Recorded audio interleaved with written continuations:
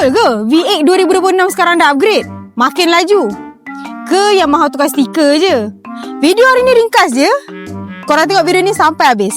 Untuk version yang baru ni, cover set dia didatangkan dengan stiker, siap dengan strap sekali. Kalau korang tengok dekat sini, dengan mudguard dia pun sama juga tau. Siap datangkan dengan stiker dan juga strap sekali.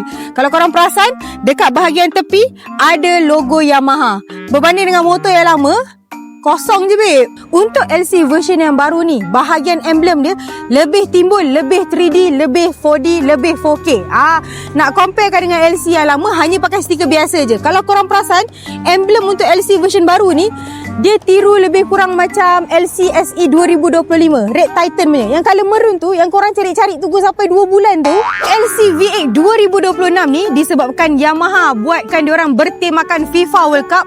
Kita ada 3 colour ready stock. Samba green untuk Brazil, tank white untuk Jerman.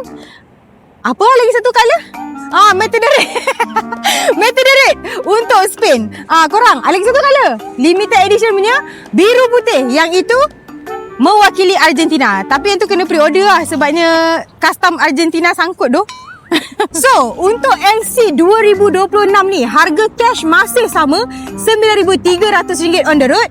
Untuk bulanan 5 tahun RM275 saja. Korang nak masuk loan kedai, korang nak masuk loan kredit, boleh. Dua-dua pun boleh. Tak ada duit muka tau.